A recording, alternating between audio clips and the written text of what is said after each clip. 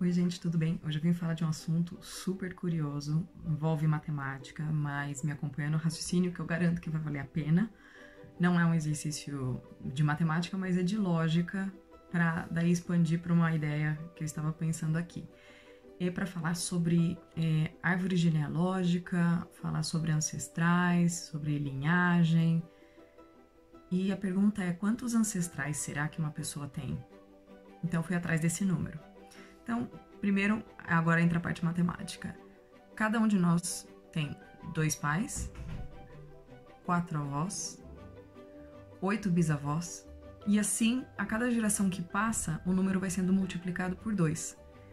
Então, em 100 anos, a gente tem aproximadamente, dependendo da quantidade de gerações aí, ao redor entre 16 e 32 pessoas que temos parentesco direto, né? Em 100 anos.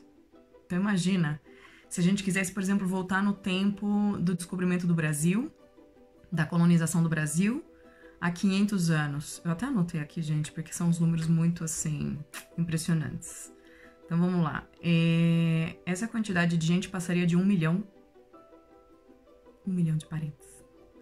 E se a gente voltar ao início do século 13, teríamos 33 milhões e meio de ancestrais. E voltando até o início do século 11, ou seja, eu ainda não estou falando do ano zero, digamos, né? Teríamos mais de bilhões de parentes diretos. O que acontece é que não tinha, no século 11 não tinha 2 bilhões de pessoas no mundo. O que isso então quer dizer? Então vamos por partes, porque tem várias ideias aqui, e eu estou olhando para baixo porque eu estou com a minha colinha aqui. Existe uma disparidade numérica, matemática, do número real histórico. E isso tem um nome, chama implexo da ascendência. O que isso quer dizer? Que ainda que exista a lógica matemática de que sim, esse número vai sendo multiplicado por 2 a cada geração que a gente volta no tempo, chega um momento que esse número vai ficando realmente exponencialmente absurdo e impossível.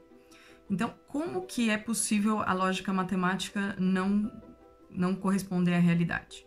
Isso indica que ao longo do tempo sempre há casamentos entre pessoas aparentadas. Calma que isso eu não estou falando de nada de incesto nem nada. Mas de alguma forma, muitas vezes pode acontecer de que a gente acabe, por exemplo, se casando com um primo distante, que também faz parte da nossa genealogia. O que acontece é que cada vez que a gente volta mais atrás, a gente percebe que a raiz vai sendo a mesma. Então a ideia de ter uma linhagem completa, que todos descendemos de um mesmo casal, vai sendo reforçada. Porque cada vez mais vai mostrando quão parente a gente é. Porque não tinha 2 bilhões de pessoas, então tinha menos. Então, além de se casarem entre si, também tem a questão de que nós somos uma grande família. Com isso, por que eu tô falando esses números? Porque eu fiquei pensando, sabe quando a gente sente que a gente carrega o mundo nas costas? Vocês conhecem a figura de Atlas na mitologia grega? É aquela entidade, digamos, a figura mitológica de um homem forte carregando o mundo nas costas. Então, quando a gente pensa que... Porque o movimento que eu fiz, normalmente, a genealogia é estudada de alguém lá do passado e como vem a sua descendência. O que eu fiz agora é um estudo da ascendência. É da gente, de uma pessoa para trás. Então, o que isso mostra? O tanto de gente que a gente tem atrás da nossa história. Então, a gente, muitas vezes, é atlas da história da nossa família, da nossa linhagem, da nossa genealogia. O que acontece é que quando a gente vai indo para trás e vai percebendo, então, que a gente é parente, porque não tem como esse número, porque eu calculei para uma pessoa, imagina para todo mundo que existe.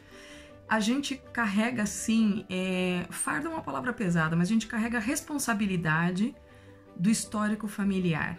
Só que, considerando que, então, a gente é parente em maior ou menor grau, a gente compartilha a responsabilidade de fazer essas correções, digamos, da nossa família. A gente está compartilhando atualmente entre 7 bilhões de pessoas.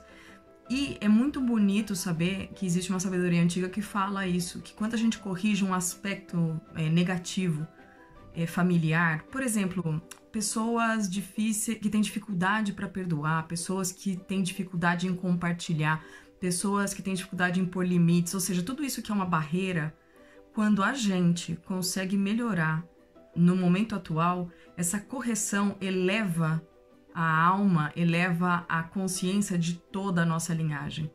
A gente consegue corrigir toda a linhagem que veio antes de nós. Então a gente sente esse peso de Atlas, porque a gente carrega, sim, a história de muita gente.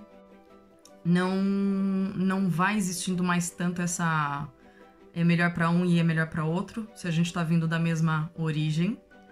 E eu acho bonito a gente entender que a gente é uma grande família, alguns mais próximos que outros, seja em grau de parentesco, seja em afinidade. Acho até que é por isso que quando a gente encontra com alguém, um amigo, e a gente reconhece, ou até já essa em espanhol, né? Fala pareja. Quando a gente encontra o parceiro, por exemplo, ou tem casais já formados que se fala, gente, vocês são muito parecidos.